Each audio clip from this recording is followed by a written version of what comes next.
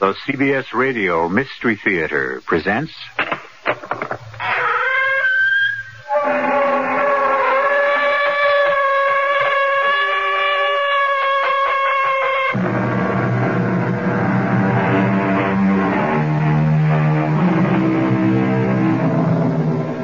Come in. Welcome. I'm E.G. Marshall. Have you ever known terror? Have you ever come up against something that so threatened you, so horrified you, that it stopped your heart for a moment? If you never have, count yourself lucky.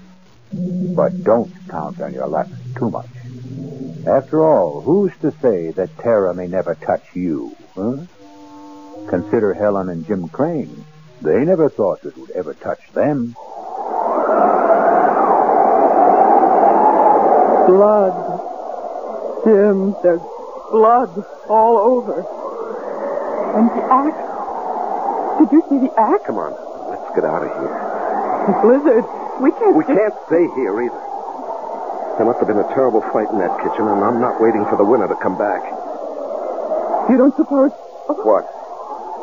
The murderer the police are looking for. The man who slaughtered the Grant family. They said he was holed up somewhere on the mountain. This cabin, maybe? You don't think... All I think is that we'd better get out of here.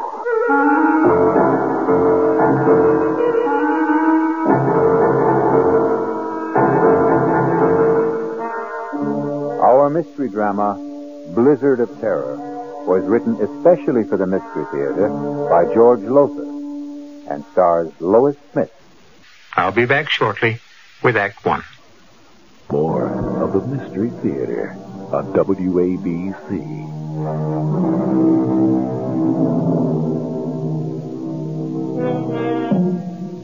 Dare you join me now in a blizzard of terror?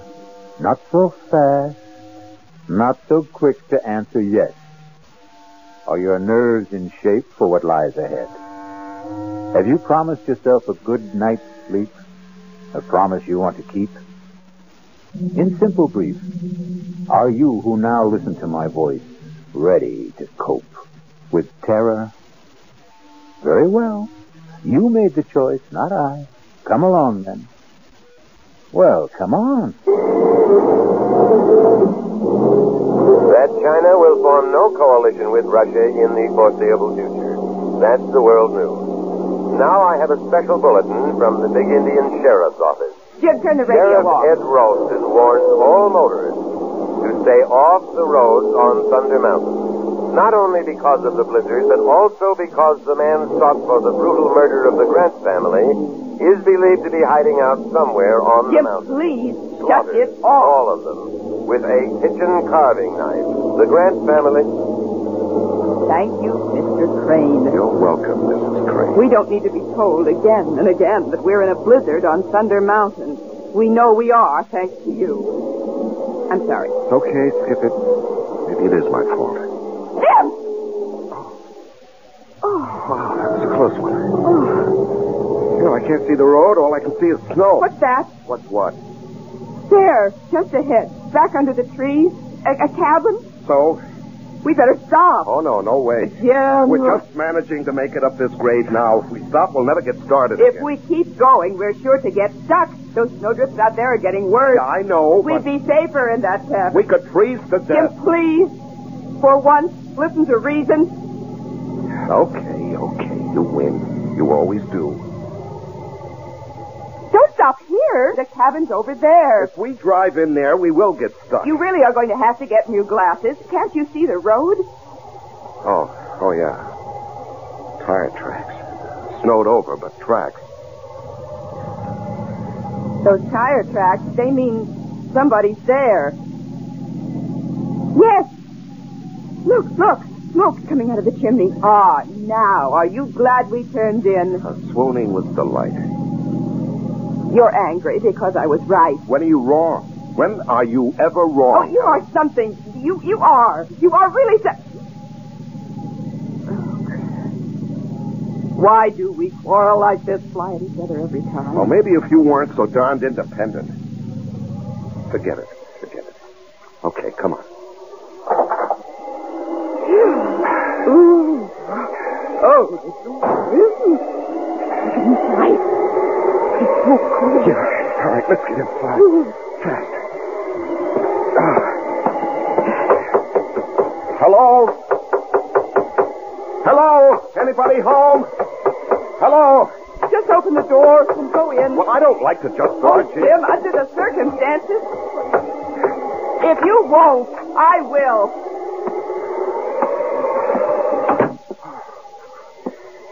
Hello?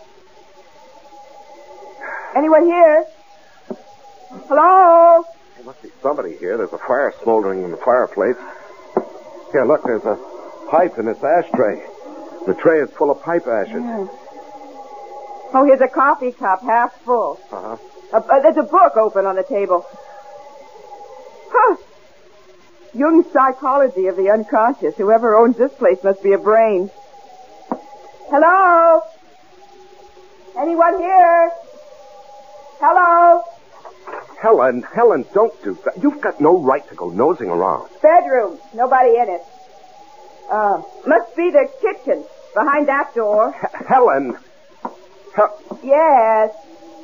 Let's just sit down and just wait for whoever owns this place to come back, huh? I just want... You've got no right, Helen. Now, the owner of this place must be the kind of person who wouldn't like people nosing around. Oh, now, I'm telling really? you. Just look at it. This isn't just a cabin. It's a kind of lodge. Here, that wall lined with books. There, a hi-fi. Stacks of records, all classical. And those paintings on the walls. Helen, please. I want a cup of coffee, and if this door leads to the kitchen... Just won't ever listen. Well, what are you standing there for? Now that you've opened the door, go on in. Oh. Good Lord. What is it? Oh. Jim. Oh, Jim. Helen, what is it? The What? kitchen. Oh, the kitchen. Ah. Here, Helen, here. You better sit down. You look like you're going to faint. Now, you just sit there. I'll have a look.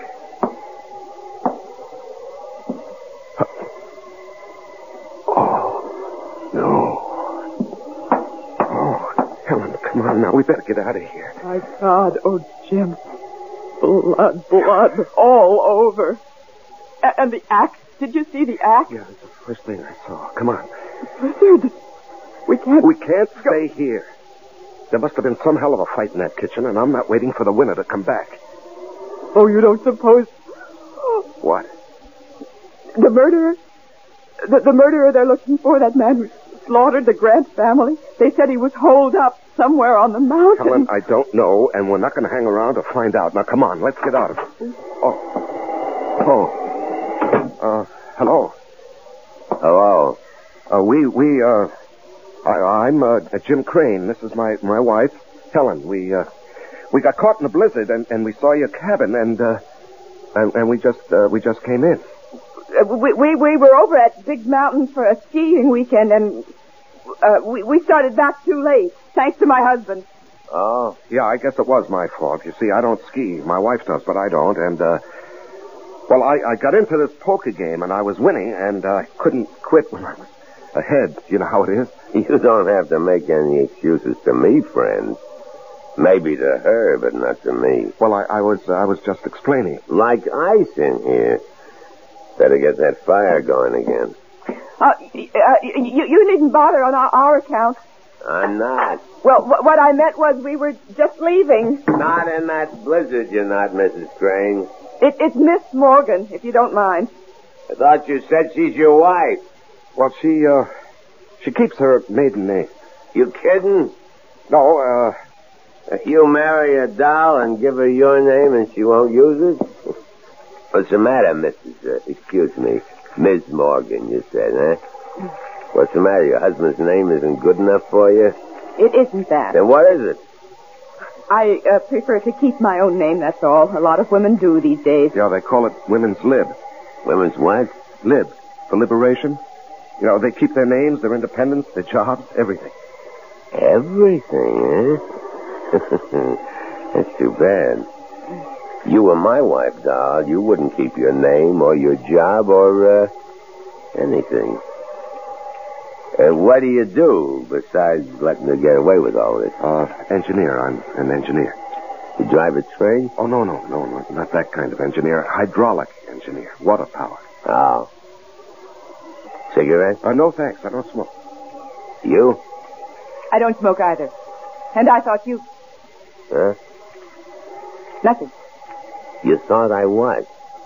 Well, I noticed the pipe in the ashtray, so... Yes. I do smoke a pipe now and then. Cigarettes, too. You haven't told us your name. Jake. Jake what? Jake's enough. We need more wood. I'll get it. Let's get out of here. No, we can't. Well, we've got to. He doesn't own this place. He doesn't live here. And from the looks of him, oh, good Lord, what a bruiser. He could be the murderer the sheriff's looking for. The blood on his clothes, it's all over his parka. Helen, we can't be sure it's blood. What else could it be? And what about the cigarettes? There's not one cigarette in that ashtray. There's nothing but pipe ashes. Yeah, that's true, all right. And he's stupid. Totally uninformed. He couldn't be the man who reads these books, listens to that music. He never heard of women's lib. He thought you drove a train. Helen, we can't leave. We could die out there. We can die in here. And I have a feeling we will, if we don't get...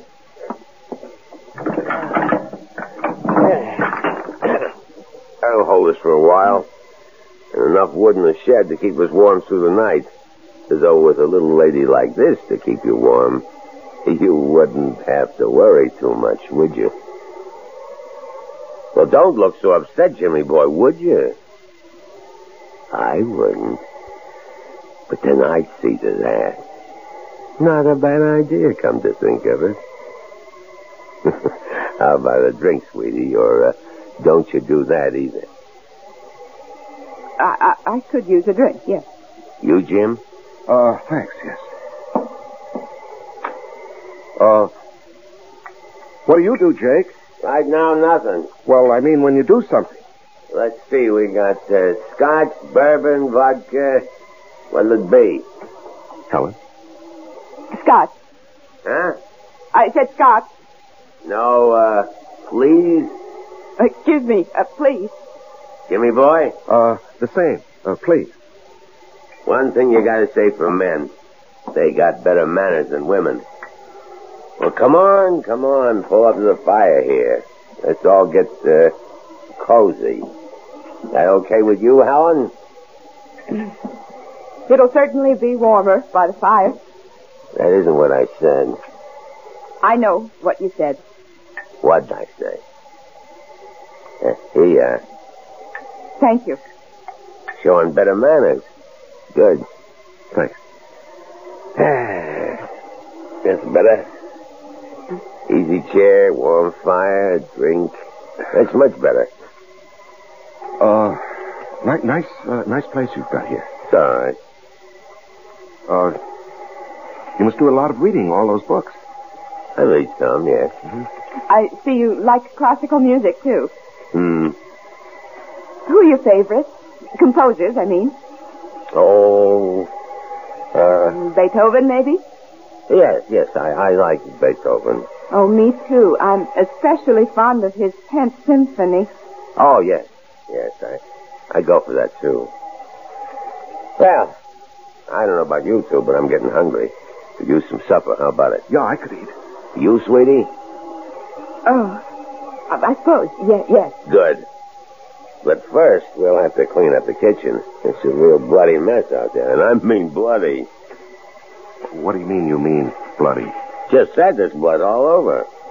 All over me, too. See? Oh, yes. How, what happened? I didn't want to kill him. I had to. I surprised him out there in the kitchen, and he came for me.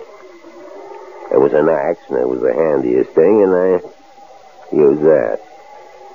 I sank it into his skull, deep. I couldn't help thinking of the Grant family. The Grant? Yes, you haven't heard about that. Whole family down in the valley. Slaughtered. Blood all over it. Like out there in the kitchen. Well, we better get to it. You mean me? There's a lot to clean up. I can't do it by myself. Jim will help you. No. You will. I'd rather not. I didn't ask you whether you'd rather or wouldn't. I'm telling you. I'll give you 2 minutes to get out in this kitchen with me and get to work. There is no Beethoven tent. Oh, Jim, what have we got ourselves into? Helen, better humor him. Go on now. You better go on out into that kitchen. I'm scared. I just can't be in that kitchen, not alone with him. Oh, you saw the way he looks at me. The things he says. Oh, don't worry. I'll protect you. You? Well, how about it, dollface? Are you coming? Yes. Yes. I'm coming.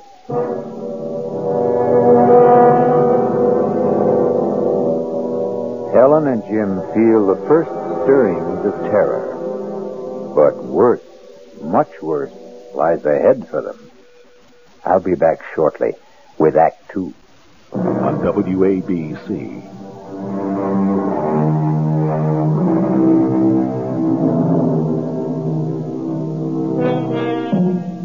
Suppose now that you, not Jim and Helen Crane, but you had sought shelter from the blizzard in that forsaken mountain cabin.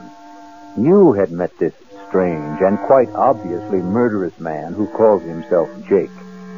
Suppose you, not Helen, are helping him, against your will, to clean up the shambles in the kitchen. The bloody shambles.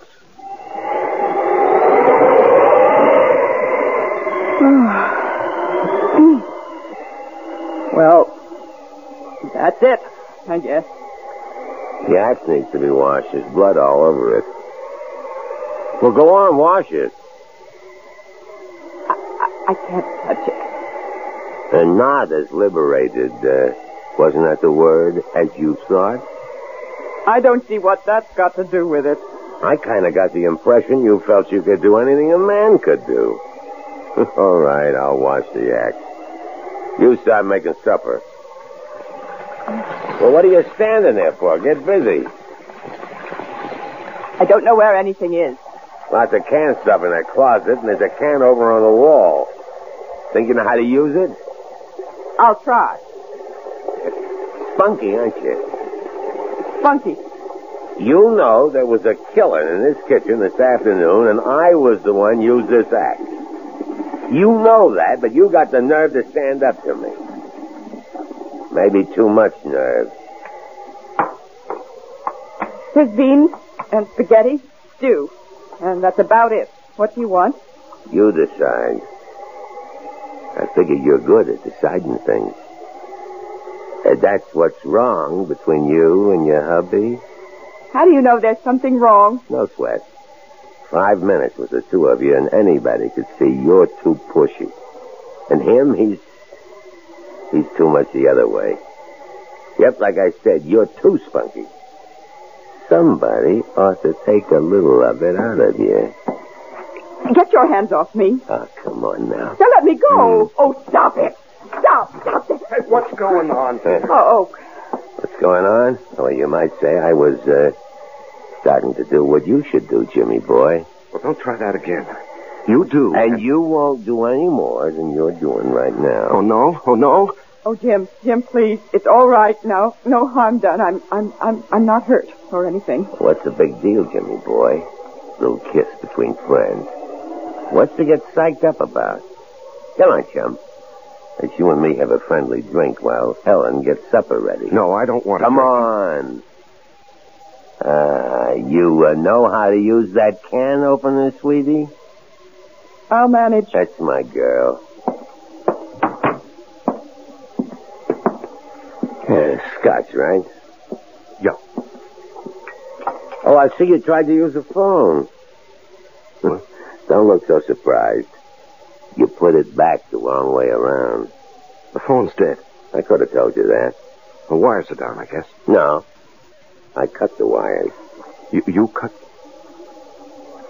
I see. Well, you drink, Jimmy boy. Cheers. Oh, and by the way, in case you've got any other ideas about getting help, those guns over the fireplace aren't loaded. And neither is that revolver on your mantel. Jake. Yeah? I'll make a deal with you. What gives you the idea that you're in any position to make a deal? I'm not, but you've got aces back to back. I know that, but I'm still in the game, Jake. You're a good poker player. You're bluffing, but I'd never be able to tell it in your face. Are you going to listen? All ears. Let us go, Helen and me. Let us go, and we won't say a thing, not a thing, to anybody. About what? What? You know. I don't know. Look, I don't want to spell it out. You got no choice. I hold aces back to back, like you said. All right. My wife and I, we have a pretty good idea who you are. You know that, or I wouldn't be telling you. Uh-huh. So, what you're thinking, once these two leave here, they'll contact the sheriff and give them a lead on me. Well, all I want to say is, just give us a break, and we won't say a word to anybody. Thanks. I appreciate that. And in return, you just let us go. Who's holding you? Well, you know what I mean. We can't go now, not with that blizzard out there. I mean, tomorrow or the next day. Whenever the plow comes through and clears the road. I want you to let us live. What for? Answer me that, Jimmy boy. What for? Well, that's a crazy question. Yeah? Let me tell you something. Tell me. You in love with your wife? You can't answer that, huh? She in love with you? Can't answer that either, huh? Can you? How long you been married? You can answer that. 3 years. What happened, Jimmy? What happened between the time 3 years ago you two couldn't wait to get married, I'll bet, and now, when you can't wait to get divorced? You are thinking about divorce, aren't you? Well, we don't get along, that's for sure, but... For what?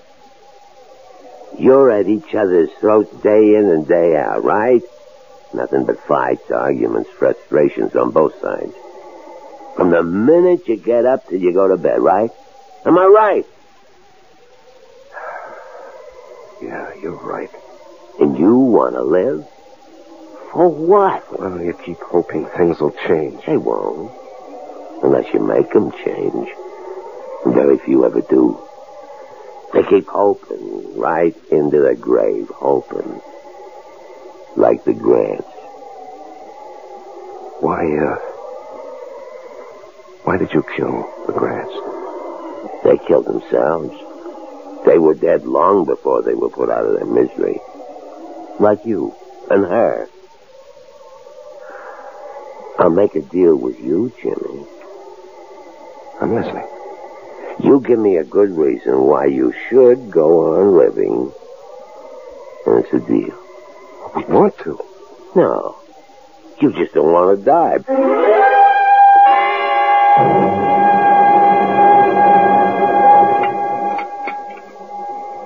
Now, it wasn't a bad meal, sweetie. You're real talented with a can opener. Thank you. Storm's getting worse. Yeah, we're really snowed in now. Drifts above the windowsills. Better build this fire up, and then I guess we'll hit the sack. Where do you want to sleep, sweetie? Come on now. You shouldn't have any trouble making up your mind. Oh, I haven't. I'll sleep with my husband, as usual. As usual? What kind of a crack is that? Now, cool it, Jimmy boy. Well, I won't have my wife insulted. I don't care how big you are, Jake, or how tough or cold-blooded. I won't have you insulted. Jim, now stop it. This is no time for gallantry. You're no match for him. He'd kill you. Besides, you took me the wrong way. All I meant was, well, come on now, be honest. How long has it been since you two did sleep together as husband and wife? That's no business of yours. Long time, huh? Well, the minute I laid eyes on you, the way you acted toward each other, looked at each other, the way you talked, anybody could see you hated each other. We don't hate each other. You love each other?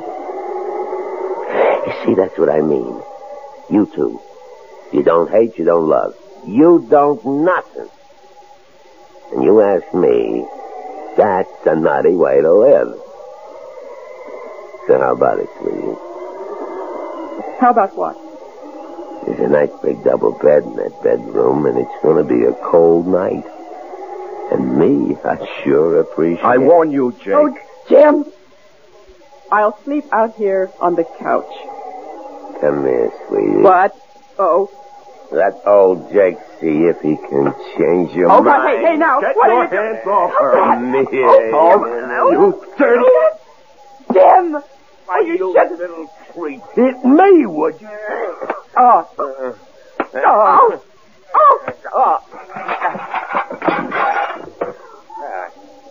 I guess that'll hold you for a while, Jimmy boy. Now you, dog. Oh, no. Yeah. You can kill me if you want to. You could torture me for hours, but I would never...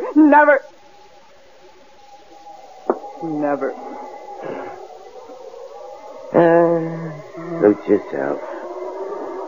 No, I think about it. What would I want with you? Oh, when Jimmy boy comes to, tell him not to get any ideas in the night about escaping or overpowering me. He hasn't a chance. Jim? Jim? Oh, I'll be okay. He sure packs a mean wallop. You shouldn't have even thought of standing up to him. Some things a man will take and some things he won't. And manhandling his wife is one of them. Jim, can we get out? Do you think? Would there be any way? No. We're snowed in. Even if we could get to the car, we wouldn't be able to drive it afoot in those drifts. What about telephoning for help? Well, the phone's dead. He cut the wires. Oh. But don't you worry. Don't you worry, Helen. There's one thing he overlooked. What? That revolver on the mantelpiece. This. It's loaded? Not yet, but it's going to be. He made a big point about those guns over the mantel and this revolver having no bullets in them. I knew that without being told. Those guns were the first thing I went for when you two were in the kitchen. But if they're unloaded... Well, I nosed around. I couldn't find any ammunition for the guns on the wall, but I found these in that drawer. Do they fit? Looks as if they ought to. We'll soon find out. They do. They fit. Yeah, thank heavens. What do we do now? We'll wait till morning. But we're safe now, Helen. Safe. Thanks to you, darling. You know, you haven't called me that in I don't know when. Jim, there's something I forgot to mention. I kind of figure you must have found the bullets for that revolver in the desk drawer. You did, didn't you? What of it? Don't bother loading that gun. It doesn't work. The trigger's broken. Nice.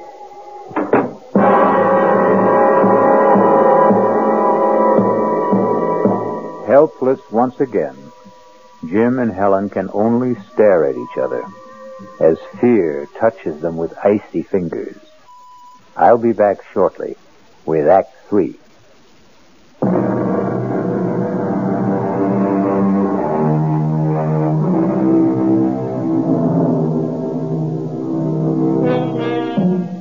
Terror's icy fingers grip Helen and Jim Crane as they face all but certain death at the hands of Jake. Curious, though, isn't it?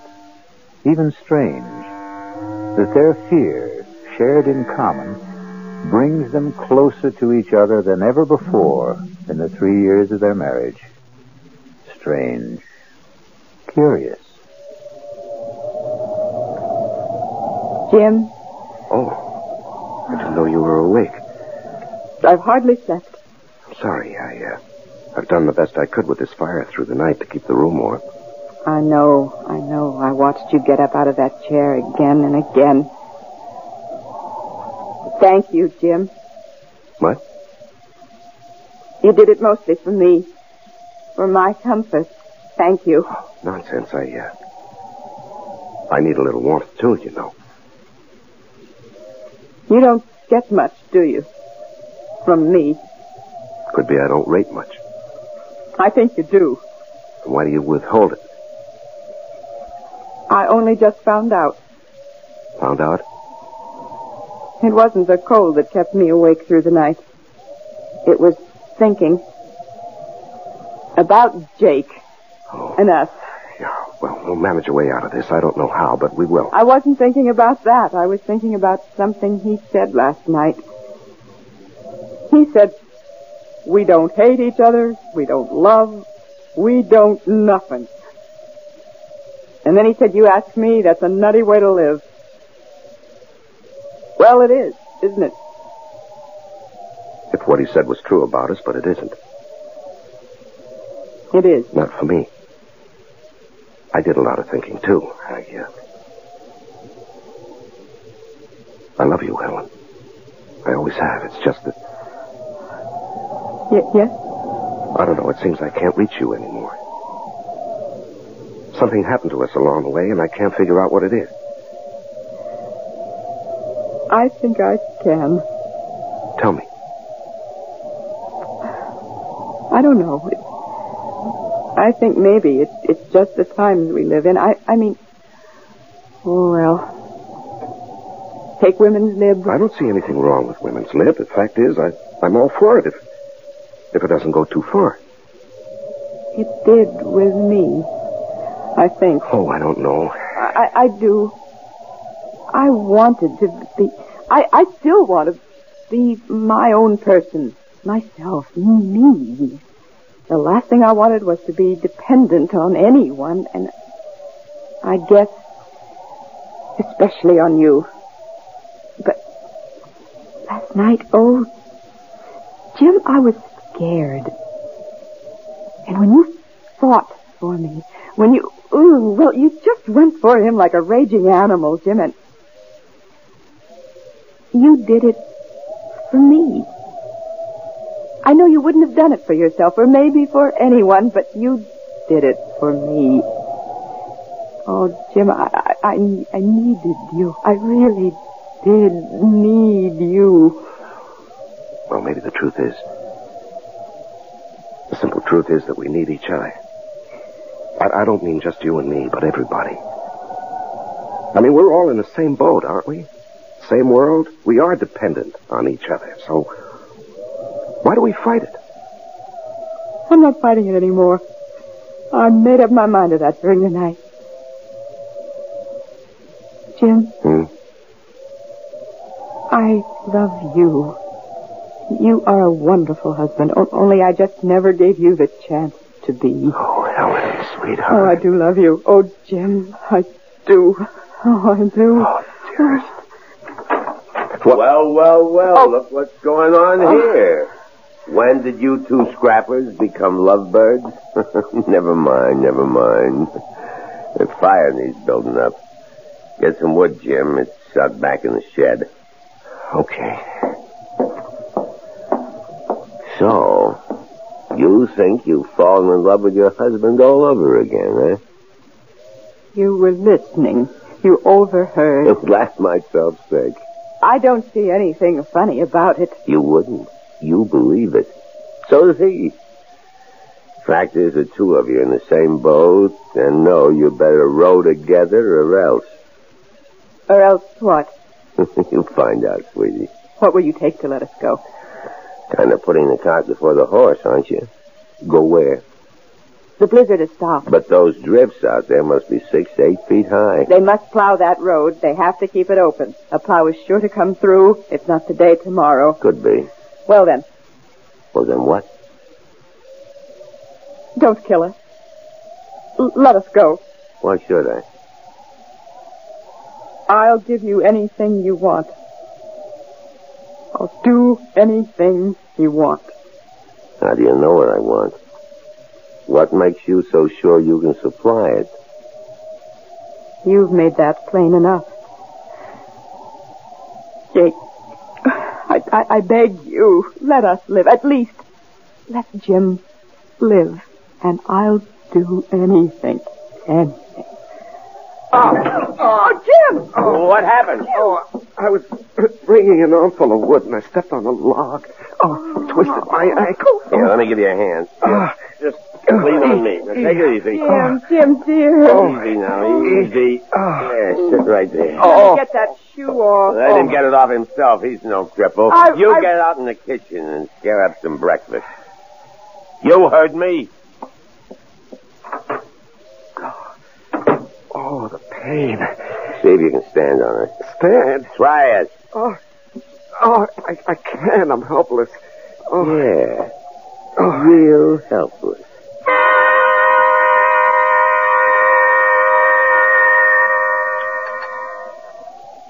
Hey, you make a good cup of coffee, Doe. Thank you. I'll get another cold compress for your ankle, Jim. He's all right. I said he's okay. Let him worry about his ankle. You and me have some unfinished business. What is this? Helen, what is this? It's the only way. What only way? What are you talking about? Jim, I made a deal with him. A deal? I said I'd do anything if he'd let us go. Are you out of your mind? He's going to kill us. Now, you know that. You're crazy. He'll get what he wants and then he'll kill us. No. Yes. No, because I'm going to kill him with this kitchen knife.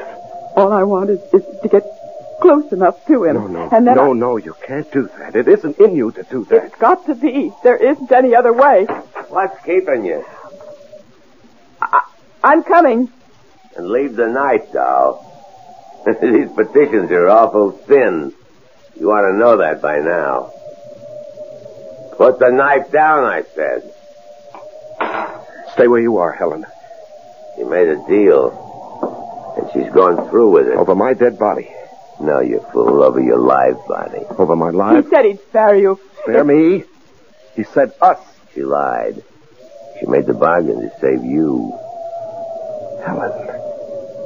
Helen, you would... I love you. I love you, Jim. I told you that. I love you. And I love you, Helen, a lot too much to let you go through with anything like this. What you figure you can do about it, huh? You can't even stand, not on that bad ankle you can't. Oh, yes, I can. Jimmy, boy, not you. Now, Doll. No. I can't. I can't go through with it. Oh, yes, you can. Leave her alone. Leave her alone. Oh, please, I can't. Stop it, you hear me? Stop it. Jim. You... How did you? I don't know, Helen. I somehow grabbed the poker and made it across the floor and hit him with it. I don't know how I did it. Oh, I've got to sit down and get off this. Oh, here. Oh, lean on me. All right, now. Easy. Yeah, thanks. Better have a look at him, Helen, see if he's breathing. I may have killed him. He's breathing. His head's bleeding. Where you hit him. I get something to tie him up with. See if there's some rope around. And snap it up. He's coming to. Oh, yes. It's a phone. He said he cut the wires. He couldn't have. It was a bluff.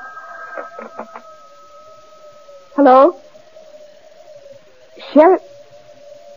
It's the sheriff in Big Indian. Who? Professor Moran. No. There is a man here. I'm afraid he's hurt. Me? My name's Helen Crane. My husband and I got caught in last night's blizzard, and we managed to get to this cabin, and we found... Well, there was blood all over the kitchen, and an axe. Helen, look out. Jake. It's all right. All right. The poker. Helen, the poker. Hit him again. No, you've got it all wrong. All wrong. Helen, hit him. Give me that phone. Hello, Ed. Yes, it's Jake. No, it's okay. Everything's okay. No, I'm not worried at all. I knew you'd check as soon as they got the service back on. What? Oh, man. Bobcat. Yeah, Bobcat. Surprised him in the kitchen. Killed him with a wood axe. Handiest thing. Yeah, I guess so. Prowling for food, sure. Oh, well, a nice young couple. No, I'm very much alive. I'll explain when I see you. The plow. When? Good. No, we're okay. Plenty of wood, plenty of food. Thanks, Ed. So long. You... Professor Moran? Yes. Why? I don't get it. We thought you were the killer they're looking for. Yes, I know. Why didn't you tell us who you were? Why didn't you explain about the blood in the kitchen? Well, more important, why did you act the way you did? You acted the part of the killer. Yes. Why did I act the part? Well, you were guinea pigs, I'm afraid. Guinea pigs? Yes, I'm head of the Department of Psychology at City University. I sized you two up the minute I saw you. Your marriage was headed for the rocks, and like most couples, you didn't know it. No, I guess we didn't. Like any other young marrieds in this day and age, you'd lost contact with each other. We're going separate ways. Well, I set out to bring you back together, and as I said before, people in the same boat have to pull together. All I did was put you both in the same boat by making you face a common danger. A danger that never existed. Well, I'm hanged. You carried things pretty far, Professor Moran. Too far, my dear, much too far. You'll find aspirin in the medicine cabinet. Bring me a couple, would you? On second thought, bring the bottle. And so terror turns to surprise and relief. Pretty shrewd fellow, Professor Moran, wouldn't you say? I mean, realizing that Jim and Helen were headed for divorce, that took keen insight into human nature. But then, he was, after all, a trained psychologist. I'll be back in just a moment.